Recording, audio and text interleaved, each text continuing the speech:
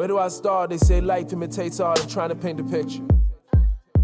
Paint a picture that's licking you scripture. I ain't just another nigga. Another nigga with a dream. It seems we finally made him all believe. A dream to be the reason we come to achieve. The life that we would all kill for, even die for. High score, so sick, so sick. Sick and tired. We sound good, we sound good, we sound great. Hey, yeah, we do, yeah. You're getting really good with the microphone stuff. I'm trying. I mean, you know, I have to learn. I know. You're doing a fantastic job. I just wanted you to know that, Lauren. Thank you. I missed you while I was away. We missed you too, Lauren. It's such a. But you're back now. I am back. And you're ready to shoot the shits. I am totally ready to shoot the shits. Yes. And V's here again. Hey. Yay! Welcome everybody to the Change the Narrative podcast, episode 25. Quarter century mark. That's a cool little, what do you call them? Milestone. There we go. See, you're here and you're being helpful immediately. It's a beautiful thing. Oh goodness gracious. I have some housekeeping things that I've got to get out of the way because some shit happened. Oh, okay. Yeah, we have started. Okay. You're not used to this. Is your hair off of your face now? I think so. Is it on? Because you turned it off a few minutes ago. Yeah, it's on. It's running. Yeah, I hit the start stop. Never mind. See, she knew. See, V's new to how this whole thing goes with all this shit. She's also on it though. But she's here and she's paying attention. See, thank you. Thank you. You see, hey, lady power sticking together quick earlier. See, I fucked with it. I want to apologize first and foremost for eating chips on the microphone last week. Matt Thompson specifically, I know you didn't say anything to me, but I know you felt it, and I know you were like, motherfucker, I told you stop eating chips on the microphone. I ate chips on the microphone. What happened was I turned my mic down, and it didn't sound like I was eating chips. Like I couldn't hear myself eating chips in the headphones. But when I listened to the episode, everybody knew I was eating chips. So I apologize.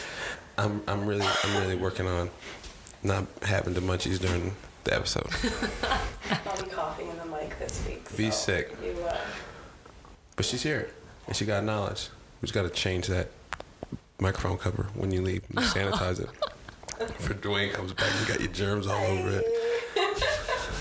Oh yeah, DWANE's not here. That's why you're here. Where's DWANE? DWANE's in BC. Oh, is he taking like a hiking trip to like cleanse his mind and spirit of all things? No, I'm pretty sure it's for conference. Okay, well. I was going to get smart. I mean smarter. Smart. DWANE the smart man. Safe travels. DWANE, we'll see you next week. Yes. Moments in Culture. I'm still giddy.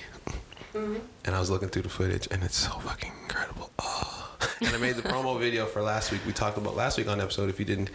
Last week on the show, if you didn't get a chance to listen to the episode, we talked all things Moments in Culture. Mm-hmm. Me and V asked DWANE all the questions. We talked about the pieces. We talked about his feelings, his feedback, the feedback he got from the people.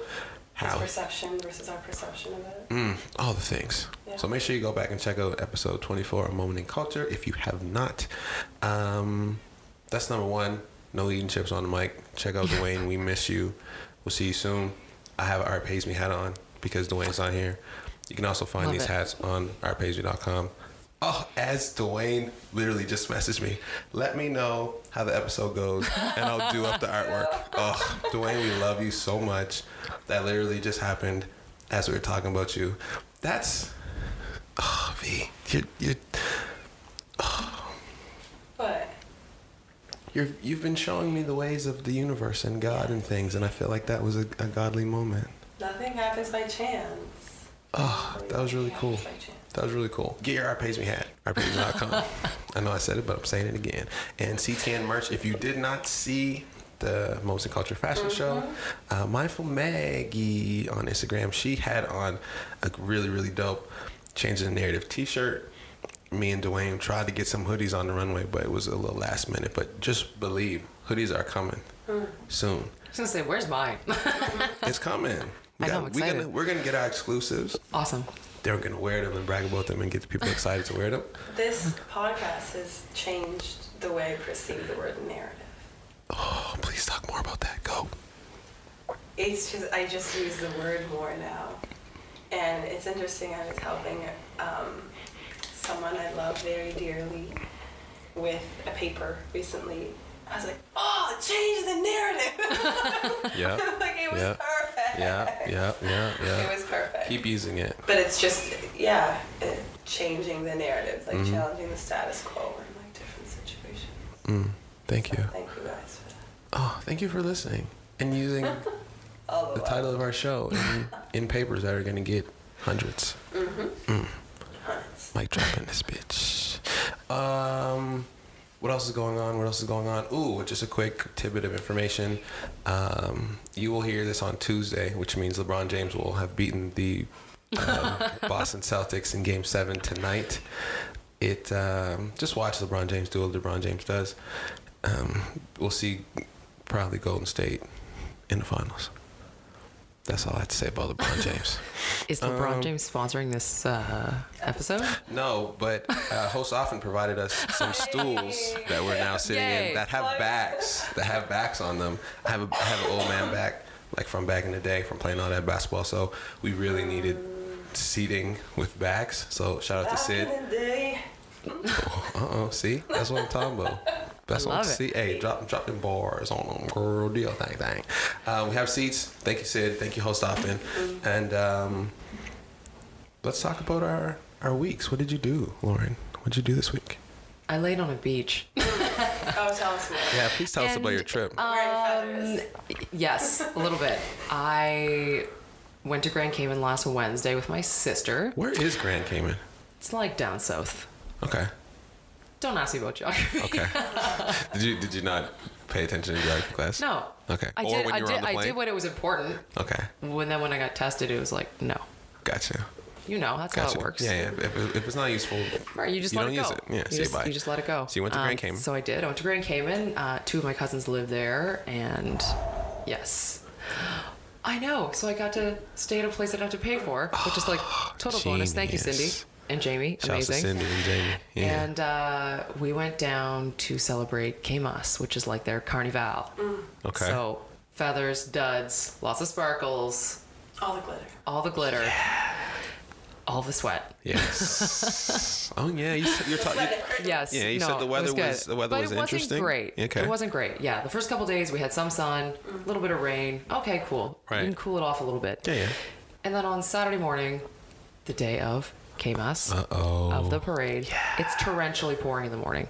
I'm like, oh, this is gonna be a hot mess. Everyone's gonna look fantastic with just wet feathers. Yeah, wet feathers and makeup running.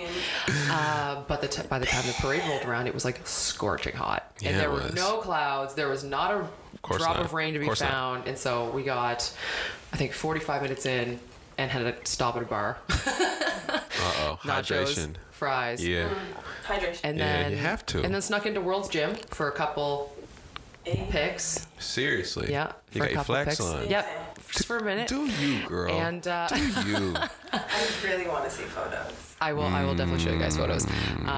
Some are good and some are like, listen, a hot mess. You killed it. You crushed it. Like a hot mess if you tried. You crushed it. You crushed it, Lauren. We tried. Yeah. It was fun. It was fun. Murder. Hey, where'd you get that from? We did. I don't know where that came from. Sound good on don't it?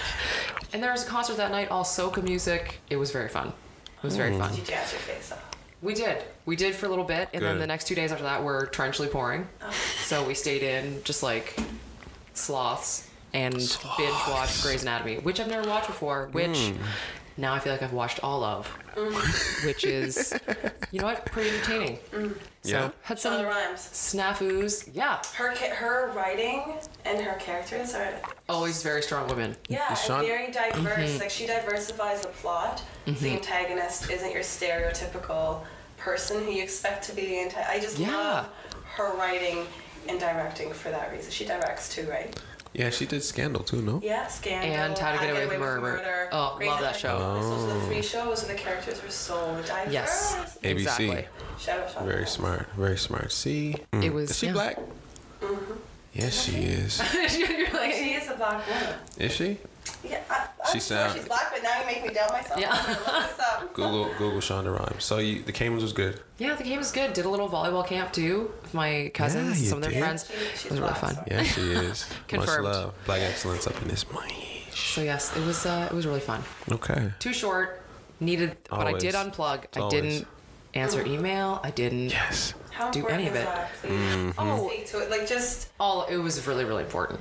It's so important because when you love what you do and you feel like you invest so much time into it and it's hard to step away because you're, even when it's hard, you're still enjoying it.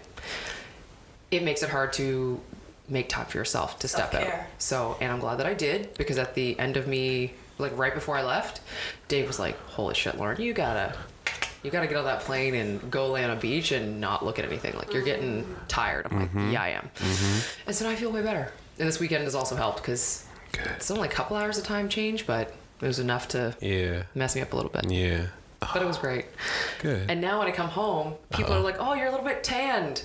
No. I've never been told I was so white by so many people in a very long time until I went down to Cayman by all white people. What happened? Because I'm so pale right now. Well, get your tan on, girl. I tried. It was too much rain. It's lighter in the winter. Don't people usually pre-tan before they go? So this was the whole thing. And my cousins were like, you should get a spray tan and la la la. And I'm like, I'm not. I don't have the energy for I don't care. Right. I was like, I don't care that much. No. If I'm pale, I'm pale. Whatever. I'll be an exotical when I get back home. Good for you. Yeah, so embracing your paleness. Yes. It's only temporary. Exactly. Love. V. Hey. How's your week? My week was good. I was recovering from the chaos of the week before and all the events, the beautiful chaos. I got really sick.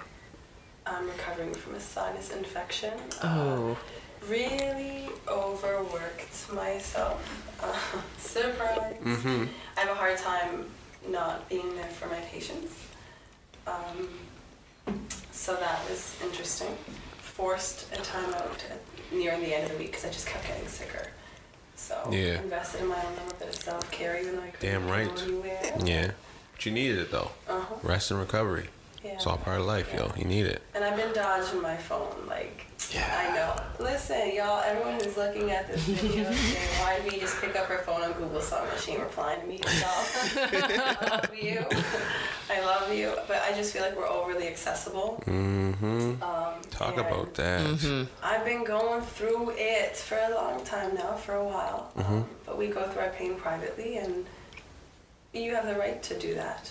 And not feel the need to answer people's questions or expose that to people who aren't privileged to it. So, and sometimes you just need to step back and protect your space. Like I said last time, be vigilant in protecting your private pain.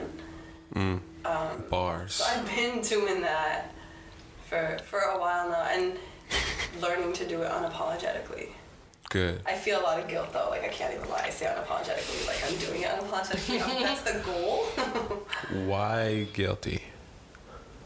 Because I'm so used to being the caregiver. Like even like outside of work.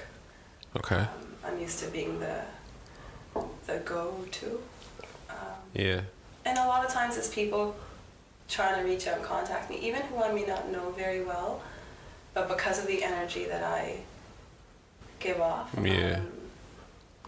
I think people feel safe, which is something I'm really thankful for. But I'm at a point in my life where in my broken, I've had to say, my heart can't handle that right now. And the people who are around understand it.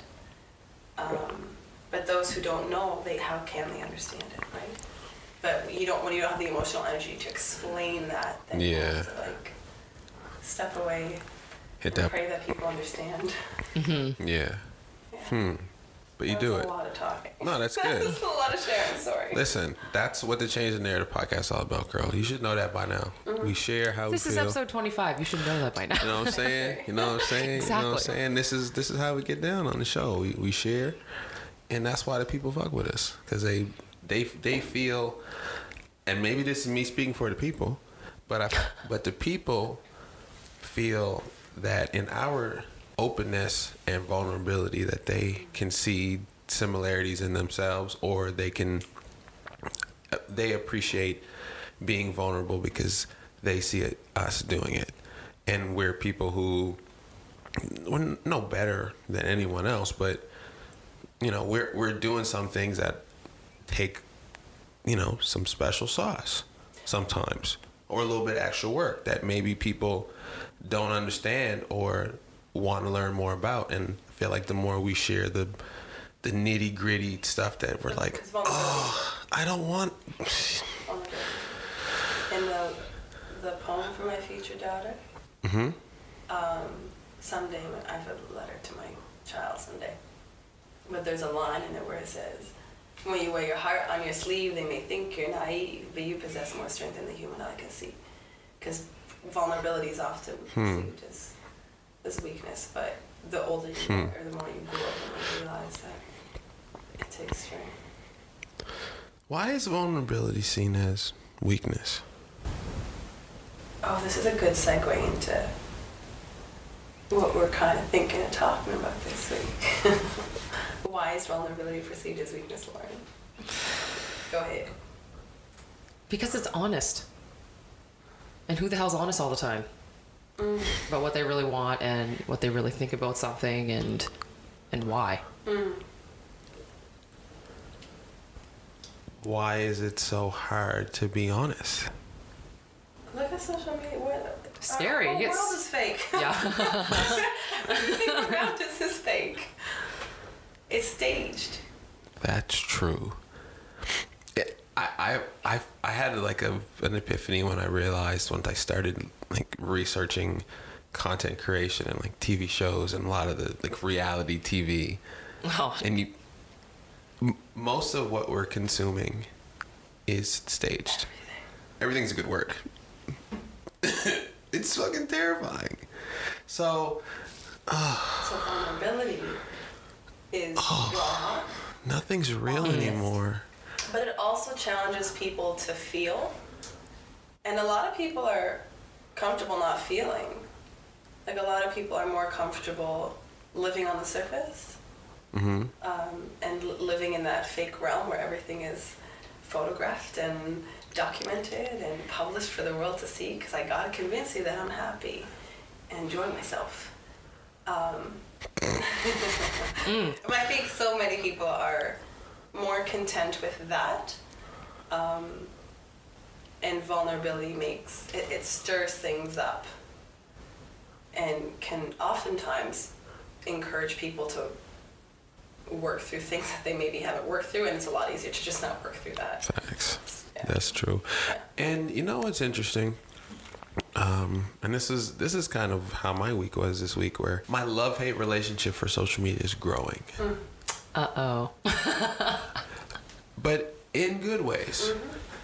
Because I'm seeing how there's this concept of like how many followers you have and like how many people you follow, and like the ratio of like it looking cooler that you don't follow. This is real. It is real.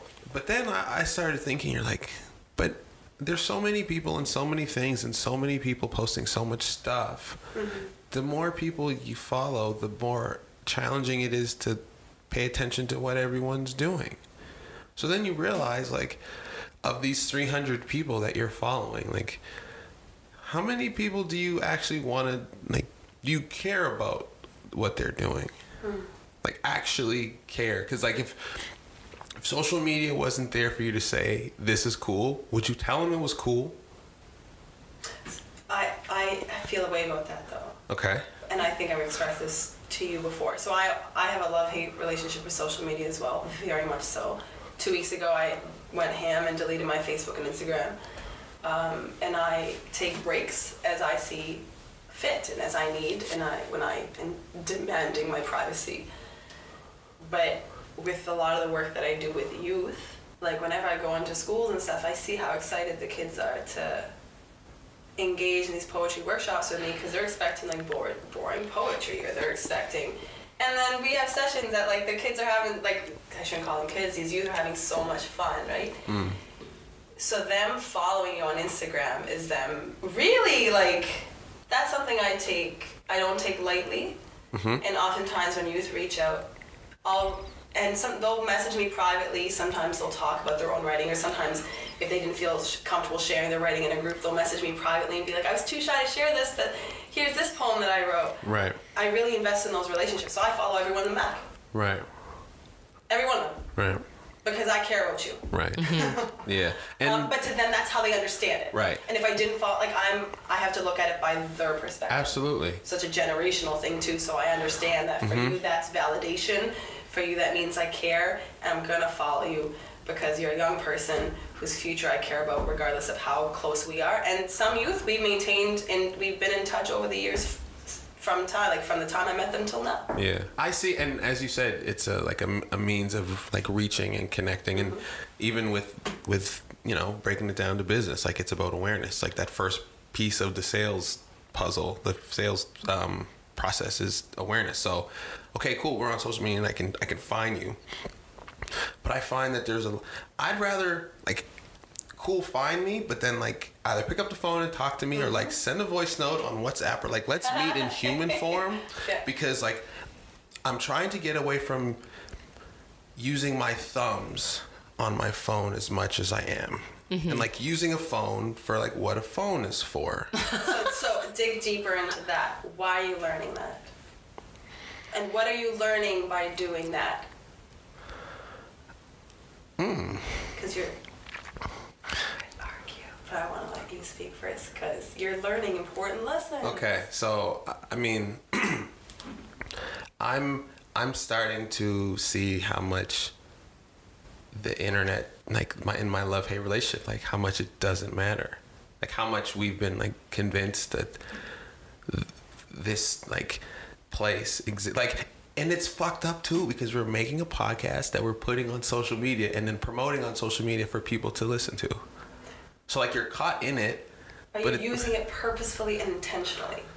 That's very true. And there's a difference in getting caught up in this realm of social media. There's a difference between that and getting caught up in the hype and believing the hype and then realizing that really none of this stuff matters. None of the hype matters because it's non-existent. But it's a pivotal platform in which we could use to share this. Right. And you're using it intentionally for a goal and a purpose. Right. But when you were saying that you're trying to communicate less with your thumbs, you're learning to communicate better so that you're not misunderstood. Yeah, you've been saying that. Because you've been, yeah. That's been something on my heart for like the past 2 weeks. And just yesterday I shared something on social media. Facebook triggered a memory from 4 years ago. I took my break and then came back. Triggered a memory from 4 years ago where I posted spend more time learning how to communicate effectively and you'll spend less time worrying about being misunderstood. But a lot of us don't know how to communicate. That's so true. And it's so interesting. You had said that like a month and some change ago and I heard that and I was like, yeah, that's true. Because we make assumptions and it goes back to the 4 agreements that we referenced last week. Yeah, I felt like that when I was on the island. I was like, these fucking people don't understand me. I'm like, dude, you just told them 8 parts of 6 different stories in 47 seconds. No wonder they don't understand what the fuck you're talking about. You're like, slow down. Like, yeah, that's very true. But with communicating better comes relational success. Like comes relational success professionally with the people you work with comes thank you with relational success with like any relationships or friendships in your life, like with family members. Like if you learn to communicate effectively, you have relational success, which I'd argue is like success in life. In the end, that's what matters. Exactly. Everyone says that. Yeah. And the older we get, the more we realize, right? So absolutely, why not invest more in that? I to a different degree because I'm 30 years old and I've watched more people die than I could count. You know what I mean? So I've seen people at their end of life who have lived with conflict and held a grudge until that point. A conflict that was probably a misunderstanding. Right. I've seen people resolve that before the end of life, and I've seen people go to the grave with that not resolved. And on the flip, you know what I'm saying? So that's why I'm so passionate about stuff like that. And on the flip side to that, I'm seeing people at the beginning of life. And another Facebook memory was like 8 years ago when I was my first or second year of university, and I've got my AUS hoodie on, and I'm at my aunt's house in Porter's Lake, and I'm holding my little cousin Tristan, and he's like 1.5 years old, and he just celebrated his 10th birthday like 3 weeks ago. Wow. You're like, bruh. This kid is 10. Yeah. Wow. Where did all of life go? And so then you realize how much time you spend attempting to validate yourself on a place that doesn't really matter. And instead you could be having like actual human interactions with people that are important to you, but you're not, because you're using your thumbs to convince people that you are or aren't. So is that where you were getting into? I mean, you said it better than I think either of us could have put that. So thank you for your words. I'm sorry for interrupting. No, it's great. It's great. It's great. That's why we're here. That's what I'm also learning in my quest for like on-air personality and like hosting. It's like that's part of it. As long as we interrupt each other with like good things instead of like talking over each other and arguing, then like it flows the conversation better, and it's good for the people's ears to hear different voices. Don't you dare apologize for speaking on the microphone anymore. I come from a culture where interrupting is like a sign of being engaged in conversation. And so, like, if you're ever around a group of us speaking, we're all like, but that's just a cultural thing. So I'm recently learning in recent years that like North American culture is very different. So I'm more mindful of when I interrupt. Sometimes it is rude to interrupt, but that was a great time. Thank you for sharing. Last week, V, you took our what we called field story topic and turned it into lesson of the week. Oh. I don't even think you did this on purpose, but you said it and it sounded good, so we're gonna run with it. Okay. Our lesson of the week can be something within our field that we learn, whether positive or negative or whatever. And this will be our new segment titled Lesson of the Week. Okay, good deal. Thank you Atta for girl. I'm with that. Are you See? Yeah, I love You're it. here. We're just gonna keep doing what we're doing. Do either of you want to start with your weekly lesson? I don't want to hear you. Well, I think mine's what we were talking about earlier, which is you gotta take time for yourself. That was the same. Yeah, have to. I think that was all of our weeks, really. Mm-hmm. By the sounds of it, in different It's the ways. same thing. I absolutely did the same thing, Lauren. You share. I did the vacation version. Yeah. You did like the staycation. Yeah. Which is also just as good. Valuable. Yeah. It's incredibly valuable. Yeah. But no, I got to go down to the Cayman Islands and spend a week in Grand Cayman with cousins that I feel like now that I'm old enough, Can appreciate. yeah, I actually can try to build a relationship with, because 10 years ago, I'm in There's- high school kind of thing, and they're Yeah. like where I am now, so it's not a lot to kind of relate to. Yeah. And so, no, I had like a killer week with my two cousins and my sister, and unplugged. I did not check my email. I Good. did not check my phone. Like Good. I just didn't. So Good. it was much needed. I'm Good. much more human now. Brielle's here. Hey. Brielle just walked in the door. What's up, big guy? How you feeling? Tired. Brielle, the handsome I got gentleman. some pre-workout in the car if you want. Yeah, juice him up. No, Brielle is the Brielle FRASER, the beautiful man that takes our photographs. Truly beautiful man. He is. So I love him. kind. I love him. E FRASER 1. What is it? 1-0, like letter O 3. Yeah, E FRASER 103 on Instagram. Check him out. E FRASER Photography. Oh, just Fraser Photography. FraserPhotography.ca. Yeah. FraserPhotography.ca. Check him out. Yo, he's lit. He lit up in this. Yeah. Sorry, Lauren. Keep going. No, that's okay. And I could listen to you talk No, all that's day. Please keep going. that's really it. I rarely take vacation time to myself unless it's volleyball related, which doesn't really count because Yeah. you're doing another job. And so yeah, it's kind of rare. So getting to travel with my sister was really fun, despite the delays on the way back and cancellations. Life. But spending with her was good. Good. Good for Yeah, y'all. no, Good for y'all. time was good. Yeah, got a little tan, got some sun. Vitamin D is good for you. Beautiful. And yeah, had a little party, a little relaxing. It was good balance. Good. Yeah. Good. V, what did you learn? What was your lesson? Well, actually, so what's your lesson though? You gotta take time for yourself. Gotta take time for yourself. Yeah. You gotta take time for yourself is Lauren's lesson of this week. Take time for yourself. Yeah. V. So I was on the same wavelength, where I haven't been kind of like my healthiest self lately. I'm noticing that one of the contributing factors is me not having my intentional quiet time every day. Like, I need quiet daily. Okay. And I think because I'm such an extrovert in some ways, that's assumed that I don't need that, but I really start to twitch when I don't have alone time. And I got sick. Like, I know that I got sick because I've been kind of doing too much. You needed an oil change and you didn't get one, and you just kept revving. Yeah, I needed an oil change some time ago, so this was good. This is a good reminder. Thank you, God, for the reminder. And I think just investing in relationships, in that communication, and really taking a time out to invest in the people that matter the most to me. So what's your lesson? The importance of self-care and the importance in investing in the relationships that ground us. Sometimes I feel, well, not sometimes, I know that, especially when I'm not well, I dodge the people who I need the most. Why? Because I'm not ready to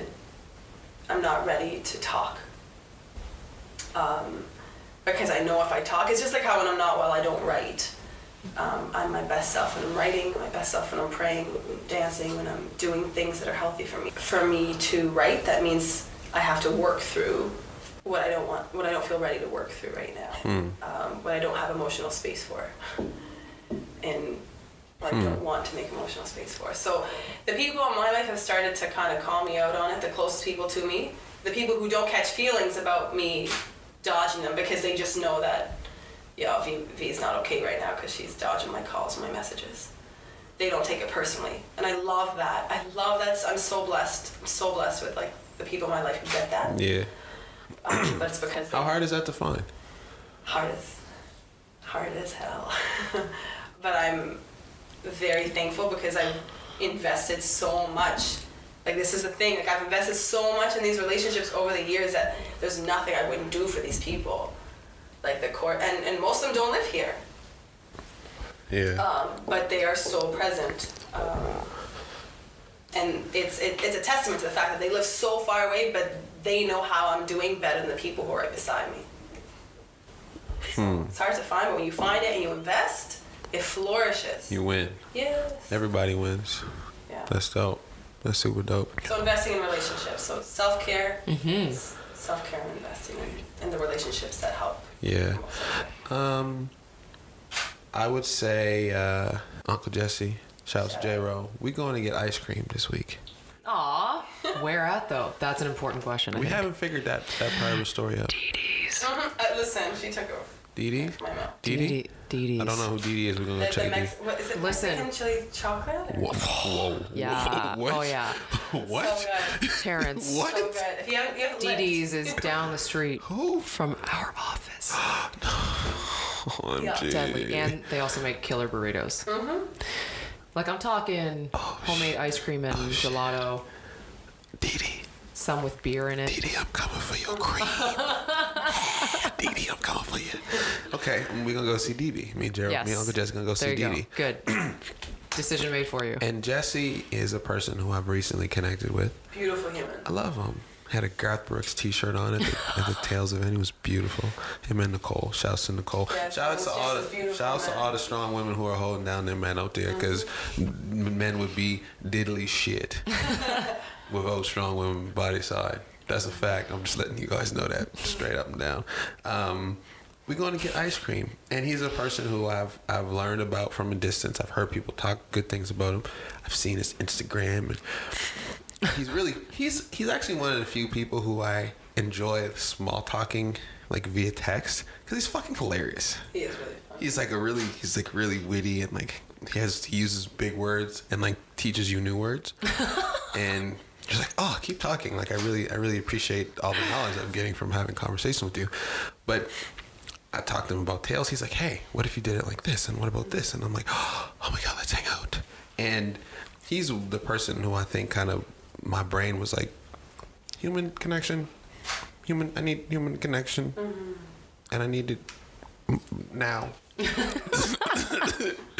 And I think that's my biggest lesson from this week, was in really just taking this week to do a whole lot of nothing. I think we put out the podcast and we're frigging around with some release days and how we want to release things. And instead of stressing, I was just like, you know what?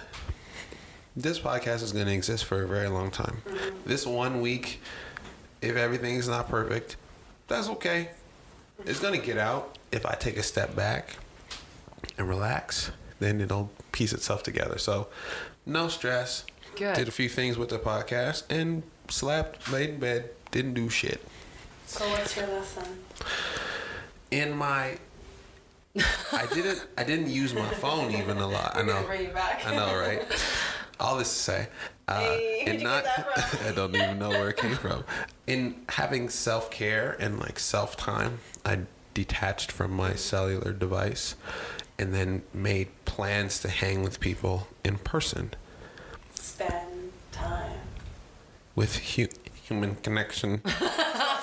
Human connection. Actually, like, I say I don't hang out. I spend time. Like, if I'm spending time with you, I'm investing in you. Right. Like, it's quality. Yes. Sorry. So my word choice was... Oh my gosh, no. No, spending time sounds better than hanging out. You are correct. But like... Nah, I like spending time. I'm trying to give you a compliment. Oh, thank you. I like your word choice. You're the poet. You have better word choice. Just call it what it is. It's great. Thank you. I had some self-time, and then I realized that there's some people I wanted to see in human form. So me and Jesse are going to get ice cream on Tuesday. And that's my lesson. Connect with people in human form. Human connection. That's my robot. Like, if I was an iPhone, they didn't want me to have human connection. Male Siri. If I was male Siri, I would say, don't have human connection. Connect with me. My name is male Siri. This guy. No? Okay. Never mind. Okay. Sometimes jokes don't work, and you gotta roll with the punches. We love you though, so we'll still laugh. Thank you. Oh, the listeners are like, bruh. They're like, segue to the next topic, please. Thank you. All right. So our juicy topic of the day, I feel like should be driven by the lady power that's in this room. I don't have a vagina, so there's a perspective of life that I'll never be able to articulate. Respect for acknowledging that. It's true. I don't have a vagina. So... The latter part. Oh, sorry. As much as... And this was one of the beautiful things about bringing Lauren to the team was she has a vagina. I do. And she knows stuff that people without vaginas don't know. Now there's two people with vaginas in the room. And I want to learn more about how people with vaginas think. That's a very broad statement. I know. So I'm going to leave the floor to the ladies. Because... And I think we should talk about what we had previously talked about before we started the show. Which part? Because we talked a lot. Okay, so we can throw a few of them out there. Okay. And then we can see which one sticks, and then we can go with that. So we talked about your outfit at Moments in Culture. Lord of mercy. And Fire Flames. And the how would you... It was a struggle for me to wear it. Guess this is where we're starting. You were going to ask a question. Oh. No, I was going to say there was that. What would we call that topic? Oh, the politics of clothing when you're a female. Yeah, that's one of them. And what was the other one? Talk about being boss ladies. Hypersexualization of the female body. We're gonna go in because it sounds like we're about to go in. It does sound like we're about to go in. The other topic was being boss ladies in your industry and people's reaction to women who are successful. Women of color specifically. Who are young and successful. Because we kind of talked about that last week. So we got those three. Okay, so just so we don't digress so much, because we could do that. There's the politics of clothing. That's a juicy one. Yeah. Where do you want to start, Lauren? Because you had a week off, so we got to get you back on the. Yeah, I know. I'm still shaking it off. The people they're excited for your voice. I know they was not that they were sad that V was here, but they were sad that Lauren wasn't here. Because I heard you be singing lullabies on the microphone, girl. Singing, whispering sweet nothing into these people's ears, saying, I could listen. I heard somebody told me they could listen to you read the dictionary. You know what? That would probably be kind of fun. I'm telling you. And then I'd learn some more. Yes, words and stuff. Like yes, you Siri would. lady for Android. Then everyone would buy Android. You could. I would think about it. We're talking about sponsorship packages, right? Hey, okay. So while V gets our lady topics ready, Canada. we discussed figuring out. Yeah, we need some sponsorships. There's a few things in my brain that in the development of this podcast. We can. Do you need this, or do we just? We could. Sorry. And I'd like to get some new things for the podcast, which means that as we continue to develop and bring on new guests and have snacks and have, cool little television screens that display our logos and, new chairs and all these other cool things and new artwork on the walls, we're trying to build this little sponsorship thing. I want to get new microphones. I know people say our microphones are cool, and I'm like, yeah, okay. They look cool, but they're not. I can't. I'm more of like a hand talker, and I can't do it because the thing is in my way. Yeah. Every time I knock it, it's like boing, like the thing behind the door. Boing, boing, boing, boing. Yeah. Oh yes, the little thing. You know exactly. Yeah. Exactly. Yeah, exactly. Yeah, we know. So does that thing even have a name? Doorstopper? Okay, well that was easy. How does a foreign Done. girl know that? I didn't know how to say broom until a few years ago. Broom? Yeah. Oh goodness! How did we not know? Anyway, we got to get with our North American ways of stopping doors. I guess. Jeez. So yeah, I really want us to get new microphones, and I want to put a sponsor at the front of this podcast, whether it's on YouTube. Oh, if you're not following the YouTube channel, go subscribe, please. Thank you. And I'm trying to up the ante, yo. You know what I realized today? I realized that the Changing the Narrative podcast is the first show produced by Terrence Taylor Media. It is. I never realized that. So much work into it. I never realized that till like 2 days ago. I stopped. I was like, bruh. Well, because Pete did a lot of the editing at the beginning. He did all the audio stuff. So then as soon as I was like, all right, I got to do the audio and the visuals. I'm like, oh shit, we producing this thing. So it's really exciting, which now I'm like, this is the first show ever produced by Terrence Taylor Media. That means we got to get these wheels moving because what we doing is working. So I got excited, which means we need from scratch. Build it from scratch, but I got a squad though. That's why Lauren's gonna go there. Lauren's gonna do. So we've been okay. So as our team continues to build, Brielle's taking photographs. Yeah, he got a nice one of me pointing right at him too. Yes, a good one. Yeah, see, he's thumbs up. Brielle's taking photographs. I'm doing the audio and the visual productions. DWANE's doing the graphics. We're also coming with the merch. I am so excited for that. Yo, that's what I'm saying, right? Sandra's gonna be doing all the writing. Which means we're like, damn it, Lauren, what's Lauren going to do? But we realize Lauren got to do what Lauren does best, business development. How do we, because a lot of people don't think you can make money from podcasts. We have to change that narrative. Boom. See? Drop it on them quick, right? But also, I feel like the story of how we make money from a podcast is a story that people will be interested in. Mm-hmm. Because podcasts are the thing to do now. You got to be good at it, but who doesn't want to not make money from the thing that they do? So I feel like if we're able to share that blueprint, because it's the work that you got to put in. It's just a lot of work, and you got to do it every week, and you got to be consistent. But other than that, like the formula is the same. So if we could show people the blueprint on how to get into access some of the things that they wouldn't normally be able to, then I think we should do that as the leaders of this creative community conversation in Halifax and Atlantic Canada. I think we're it, and I feel like we should lead by example. So we about to get paid up in this motherfucker. That's what I'm trying to let y'all know. Simple as that. We're coming after it. Yeah, where we starting with these topics, though. Go ahead.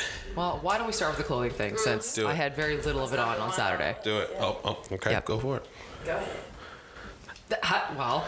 How do you just launch into that? Oh, well, okay. You brought up the Moments in Culture outfit. What is it like to have, what is it like to have boobs and curves and wear things that men are gawking at and you feel uncomfortable in, but know you look the bomb in? So, I think for me, there's like an appreciation of things that are aesthetically pleasing in terms of like design and clothing.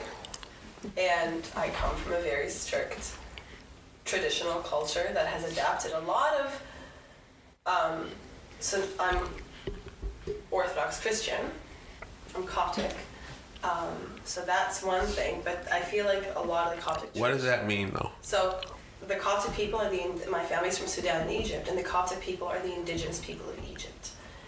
But a lot of people from the Coptic church have adapted cultural norms and cultural ways of thinking in Egypt that may not necessarily align with the Christian faith, right?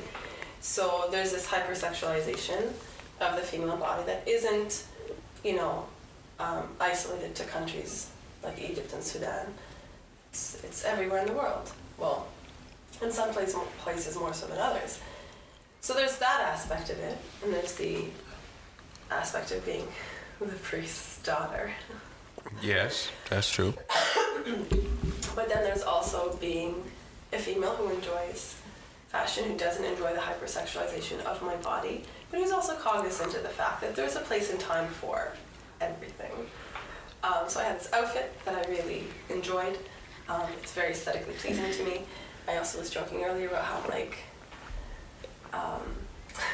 flat-chested, itty-bitty titty committee. And so I could pull off plunging necklines and things like that I wouldn't be able to pull off if I was a larger-chested woman, like my sis at the table, you know what I mean? And we were saying, I wouldn't be able to wear the same type of shorts that you could probably wear, right? We're all built differently, and beautifully so. But I had this outfit, wanted to wear it, but I'm like, man, I can't wear this out, especially here. If I was in Europe, if I was in Spain, I could dress, say please, and not have to worry about being hypersexualized, or my safety as a woman, or how people will perceive me, or will I be judged as a sinner, and all these things. And I wore it to DWANE's fashion show, and I was very hesitant to wear it. But when I wore it, I was like, I can wear this to a fashion show, because anything kind of goes. But I was thankful that was a safe space for me, and that I'm mature enough to be able to recognize what a safe space looks like as a woman, because, as we were talking before, when it comes to women and our bodies and the politics of clothing, there aren't a lot of safe spaces for us to dress in things that we want to wear for us and not for men. I do not dress cute to be applauded by men. That's always the misconception, right? If anything, A, we do it for number one, but B, we do it for other women, because other women will recognize and be like, girl, you look hot as hell. And it's like, thanks. Oh, where'd you get that? You look amazing. Oh, thank you. Right. Doesn't tend to be for men. And one of the best compliments you could ever get is from another woman or a gay man. Listen, yes, no, 100%. I've got, when I was doing the bodybuilding show for a minute, I had, a whole gay man crew, and I did, for a minute. That's a whole other subculture.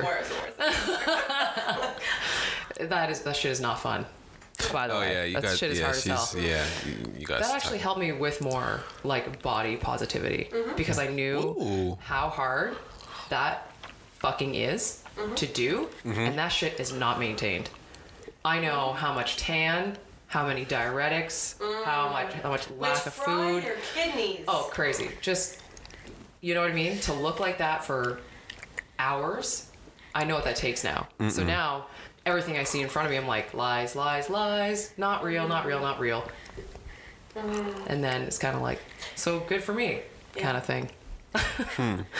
Now I digress, and I was we were talking about clothing politics, ways.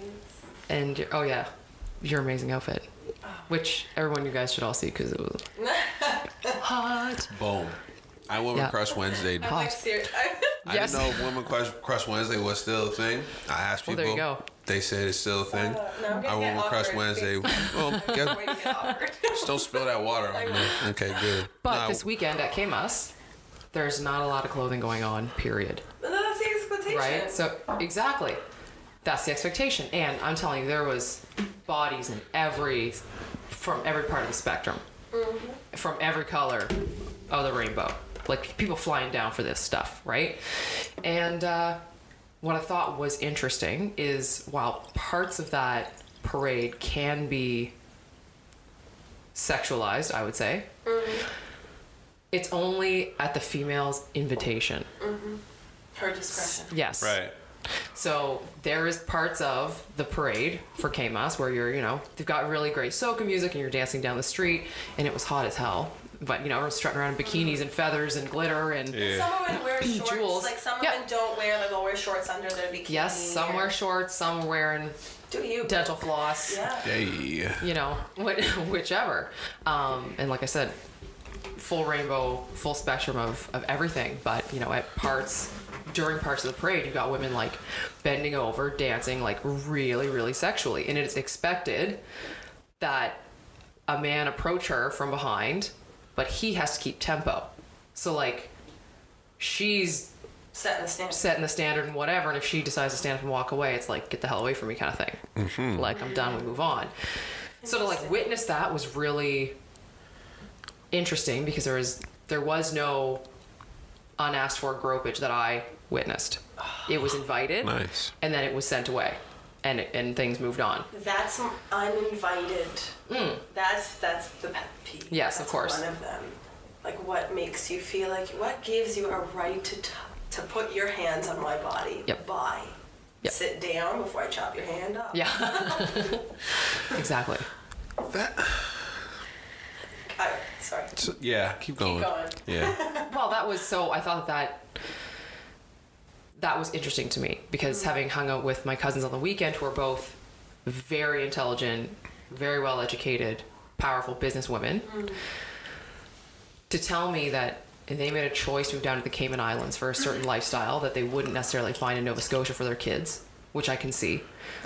But she said they're also like 20 years behind in terms of women's and men's equality. So like at work, I'm disrespected often, overlooked often, because I don't have a penis. Right. So the contrast between the festival, where obviously everyone is all tiddlied up and looking fancy as hell, braids and glitter and all that stuff, by invitation only, to then turn around and in their work lives be treated, in a more typical misogynistic way. Don't know. So I thought it was very interesting. It was a very interesting contrast between those two things. So good. I don't, because there's always this joke that they make about, like, oh, well, if a woman came over and touched on a man, no man's going to complain to some. That's not true. Men can That's be also not sexually true. assaulted just as women can be sexually assaulted. Okay, I don't disagree. Yeah, but it's interesting that the narrative.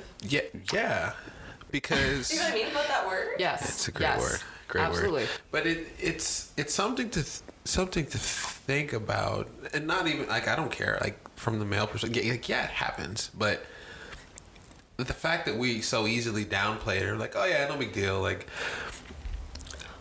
I think that's interesting. And maybe it's because, men are stronger more or less than women. So like, if a woman were to try to get on a man could kind of fight a woman off, and like, well, it's right.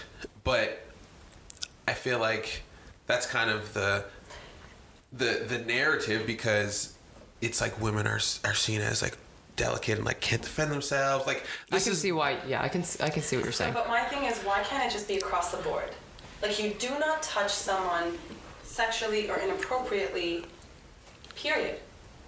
If it is not consensual, and how hard is that? And my question is, why is in North American society, why is it more acceptable that it can happen to one, like, and not to the other? Right. And that's just not North American society. Okay. I feel some type of way about this. Go. And it's on both sides, but like, I have really, really big beef with women that grope men. Yeah. Same. That's why I said, why Like, can't it be that's what I'm across the saying. board? Like, but I get extra. I don't know what it is, and maybe it's because I happen to meet my future hubby in a bar, and I've seen him. Like, I've witnessed the gropage, and having heard And he's stories a big since. man. He's a big man. So women think you like, right? Mm-hmm. But it's so. inappropriate.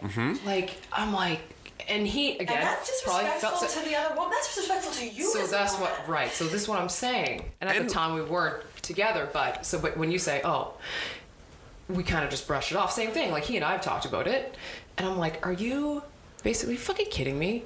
You got women like groping like Yes. package. Yes. Like I'm like, are you kidding me? And I'm willing to argue that his size, our size as larger men, Yes. plays against us. 100%. Because what, like... So I didn't know it was a thing. Oh, man. That's gross. Until It grosses me out. recently, I didn't know it was a thing for women to chase certain types of men. Uh-oh. Okay, so I also where we going? I'm very, how do I say this? I was raised very traditionally and conservatively, okay? I haven't dated. Like, I don't casually date. I've been, like, long-term committed.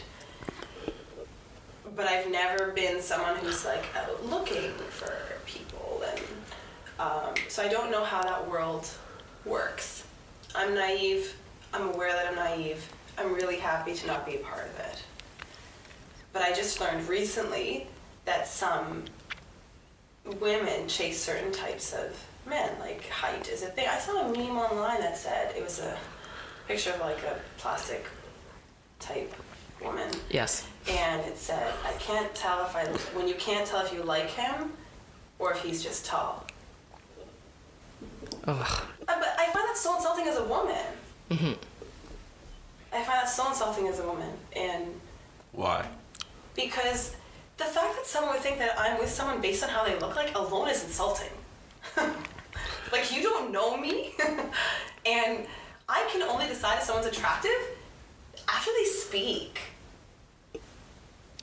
Great point. That's facts. Like, and I'm often surrounded by people, like, you'll hear women be like, oh, he's cute, and I'm just standing there, I won't say anything. And people are like, you don't think he's cute? I'm like what? What are we assessing here?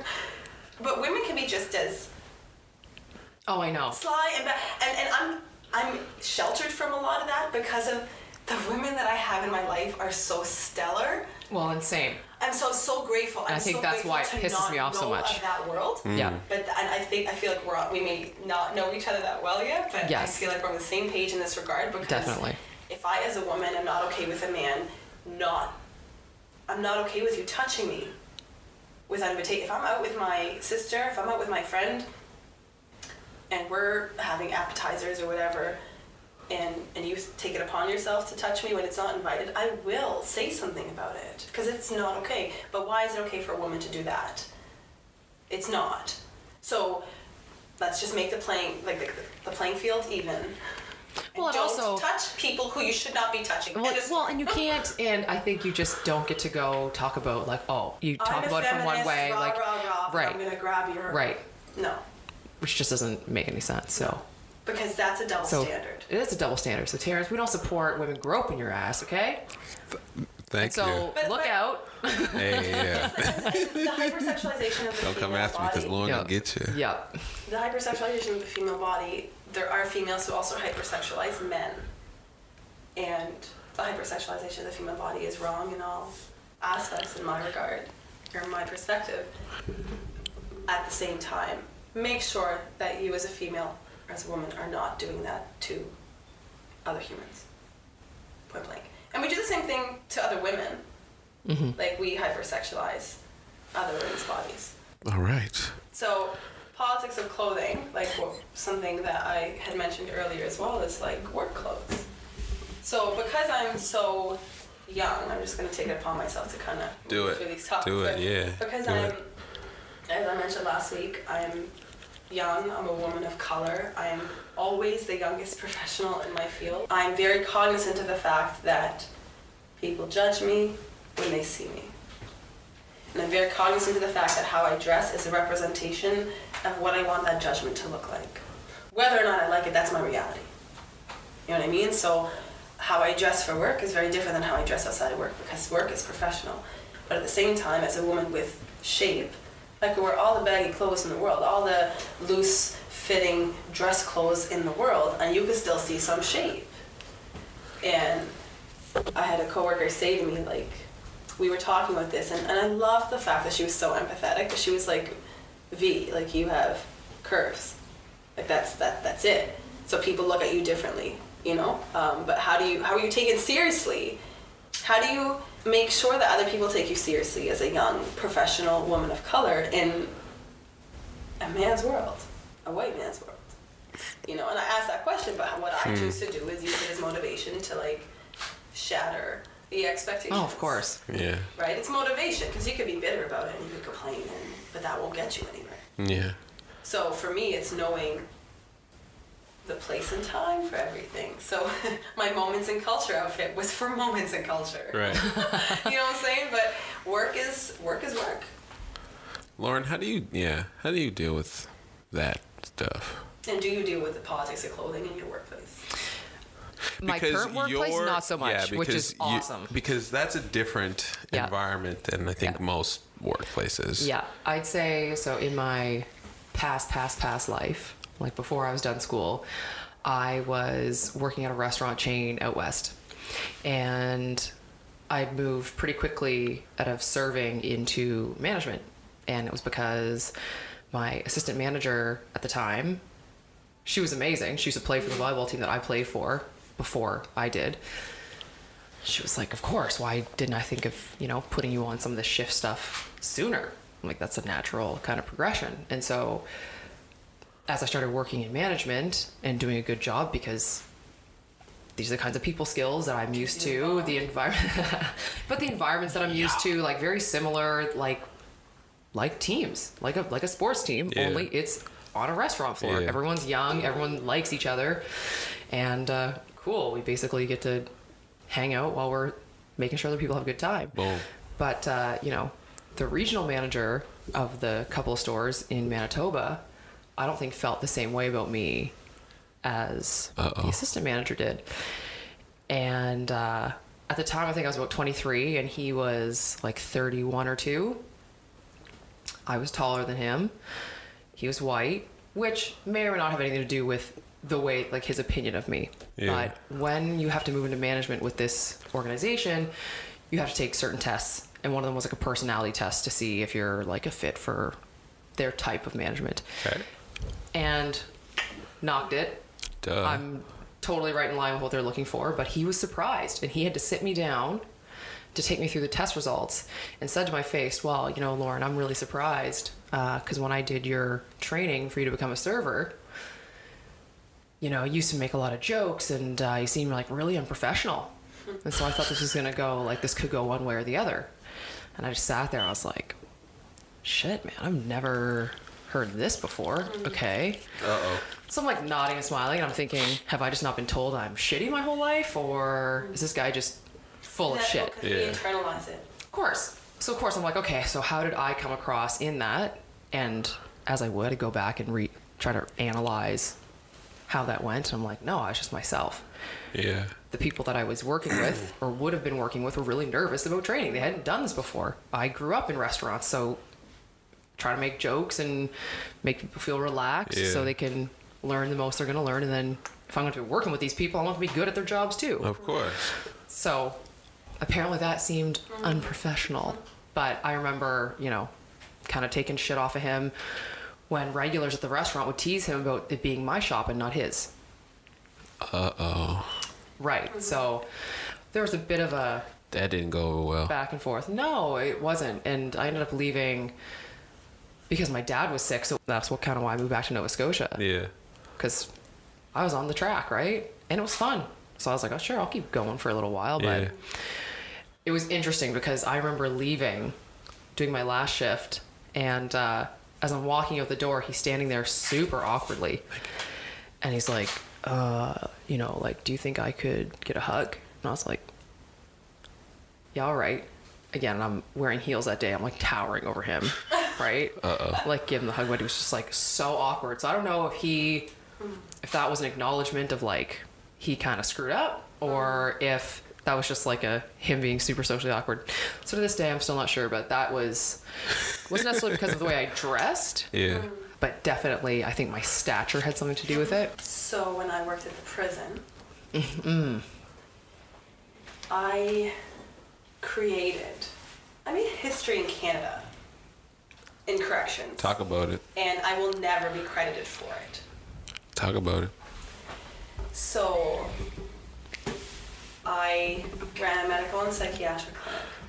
When I first got to the prison, I noticed almost immediately that none of the male inmates were being seen in healthcare.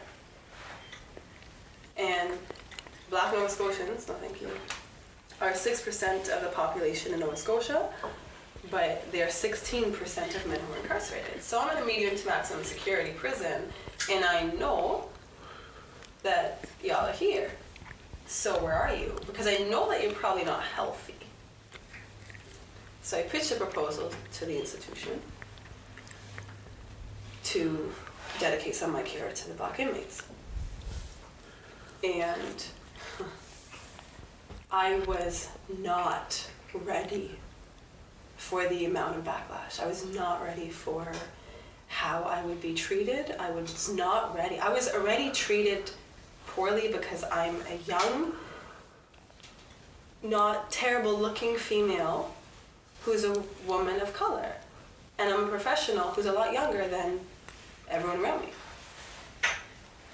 And the staff had to take my orders off, like they take the doctor's orders off. So if I say something's in order, then you need to make sure that's followed through. But then I had people refusing to take off my orders. But y'all don't question the middle-aged white man who, God bless him, I love him, like the doctor who was there once a week, who I absolutely love. But no one ever questioned him. And you have no choice but to take off my orders. So are you just telling me you don't want to care for this patient? Or you don't care? Like, what's going on here? Right. And then I was treated even worse because I shaved the inmates' hands. God forbid you touch them. Okay, so treated worse by the folks in corrections, or the folks that are incarcerated. Staff. The inmates protected me from staff. Really? Yes, but some of the same staff who, one of them, who I wrote this all up and submitted it as a complaint, and nothing was done about it. But I stayed, toughed it up for a year because of the guys, because I saw what they were living with. And like, I'm keeping out a lot of details on here for like confidentiality. Yeah, and I don't want to be seen as like complaining about it, because I could take it. I took it for a year.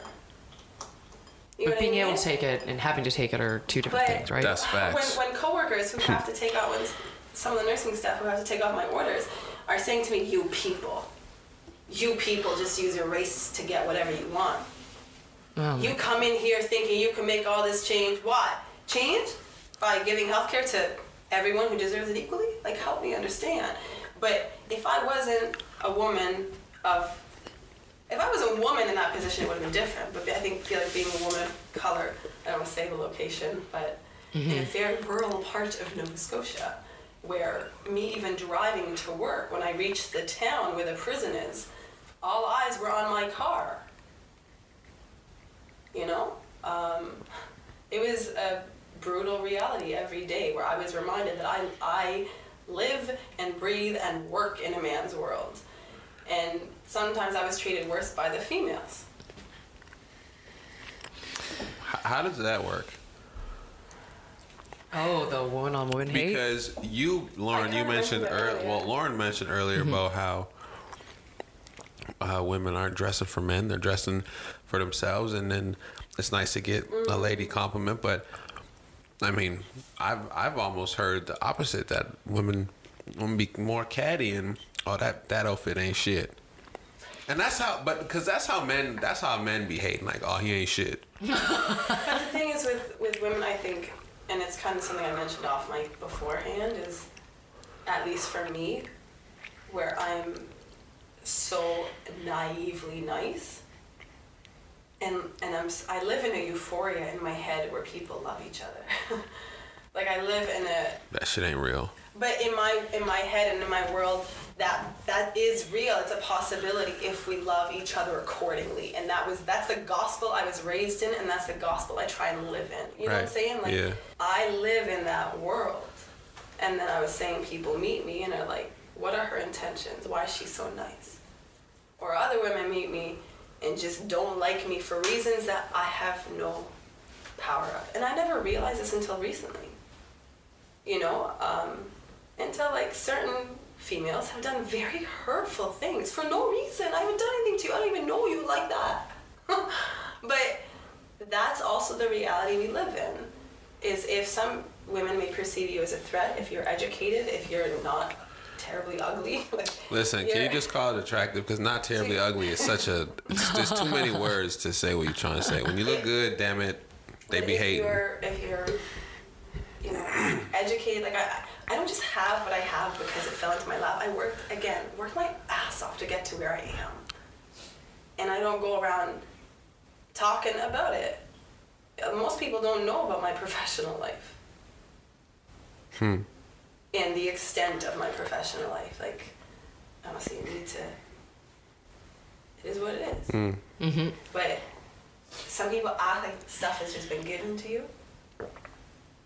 Y'all don't even know. Yeah. I don't know if you have the same experience. Yeah, I've been on that one a few times. What happens when you're on it? Well, it's just assumptions, right? And I'd say I do, I'm pretty careful about the people that I keep around me. And like you, Verena, like when I invest. And so at this point in time, like I don't have anyone around me or women around me that are like, right? I only have like sisterly love, man. Yeah, that is it. Women that are like, do more. But You're amazing. You're amazing. It's not happening in your circle. Right. Yeah. But I do see it with like the girls that I coach. Like I see that mean girl shit all the time. And it's so sad to me. It's just sad to me. I'm like, do you understand how much better we are when we just like tell each other how awesome we are all the time, all of the times? Like, yeah. I'm a hype girl for everyone I know. Totally. What was that? I know this thing we were talking about earlier. The categories of whatever. Oh, campaigner. Yeah, campaigner. The Myers-Briggs. Yeah, so campaigner. Yeah. But I think I'm totally in line with you, in sync with you in terms of the fact, like the relationships I have in my life, like I'm so thankful for. And like, I feel like God has really blessed me, but I've also put in the work to invest in those relationships, and I feel like I won the lotto with like, shout outs to my people who hold it down, y'all are real MVPs, everywhere in the world that you are, you know? But because of that, I'm blind to how mean people can be outside that circle.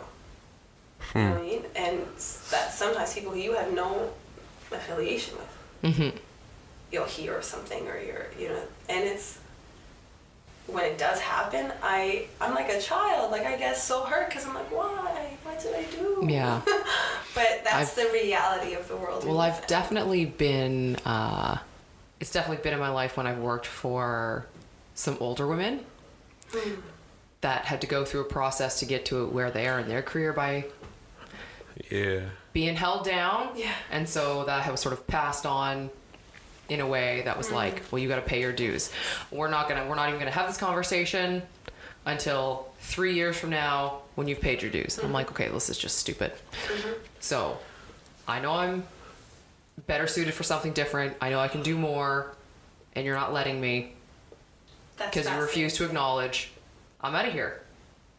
And since then, it's been nothing but meeting more of these women that are empowering. But yeah, that was shitty for a bit. That's fascinating to me. Because in the realm of, so when I was doing my undergrad in nursing, and before I became a nurse practitioner, I adapted all these mamas, I call them, nurses who were stellar. And like working in acute care medicine, I worked in the medical teaching unit where all the medical like students and the residents and the clerks are trained. Only the best of the best nurses can work there because you need to be able to tell when someone's decompensating, when someone's going to go down, right? So I'm like, how can I get better in my profession? How can I get better? And I picked these mamas who like really, but I saw other older nurses treat the young ones savagely. Yeah. But when I saw that disconnect happen, it was often, and not, this is this is a different world than I think what you're describing. But a lot of the younger females didn't feel the need for a mentor, or didn't feel the need, or didn't see that they have a lot to learn. Yeah. And that's when I feel like the older nurses, if they're young, sometimes it would be unprovoked, you know. But I'm thankful in that regard because I had mentors, which I think is absolutely crucial. What I was going to say is interesting is at the prison, the nurses who came to be my strongest allies were all the older nurses, because they saw my work and they saw how much I changed that place. And I also created a different model of care. That's why I say, like, I made history in Canada. So the institution eventually certain individuals took a presentation that I made to talk about the model of care I implemented right before I left, took my presentation and removed me from it. But it was the older nurses who also stood up for me. Right. It was the younger nurses who gave me help. It was the younger nurses who were refusing to, not all of them, but were refusing to take my orders off and stuff. And by the end of the time there, people came around because they started to see, like, my work spoke for itself. But it's interesting that your experiences with older women, and I've had a lot harder experience from younger people, from younger women who are close to my age. Interesting. Yeah, because I feel like I'm perceived as more as a threat to them. I don't know. In some, just be nice to everybody. Yeah. Right. Yeah. So we went there from the politics of clothing. Yeah. To being a woman of color and professional. Yeah, no, we got there. And the hypersexualization of the female body. We got all three. Oh, yeah. Damn right we did. We're good. We're fucking rock stars. Heavy conversation. Oh. Joke? No, my last joke didn't work very well, so I'm gonna save mine for next week. Try again. I have a really crude joke, courtesy of Zach McMillan, which is part of why I started laughing earlier, and I can't remember what you were talking about. Oh no, you were talking about doing last week's episode and how you're just like trying to force it, and you were like trying to make it work, and you're like, nah, you know what? I'm just gonna back off. Yeah. Here's Zach McMillan's joke. He would have said, well, you know, sounds like you're working on a show. It's kind of like a fart. If you had to force it, it's probably shit. There you go. So it's a good thing you didn't force it, Terrence. That's a really good one. He used that in a presentation really in Toronto. good. Never heard that before? No. If you gotta force it, it's probably shit. Yeah. Damn, yo. Thanks, Zach McMillan, for being a funny guy. Yeah. Thank you, Lauren, for sharing that. His delivery's much better. Hey, you got the point across. It was good. It was good. No one has Lauren's voice. No one will ever have Lauren's voice. She's so good. As I back away from the mic. So good. So good. Sounds like the show. I want to thank Aaron Downey because I finally got his artwork hanging around the room. It looks amazing, by the way. We really need to do like a panoramic of like all of it. Yeah, he got. They're all so very different. He's amazing. Yeah. Oh, 100%. And he's like just meeting him. Yes. I'm gonna gush over you again. AVRN. Brilliant humor. We love you, AVRN.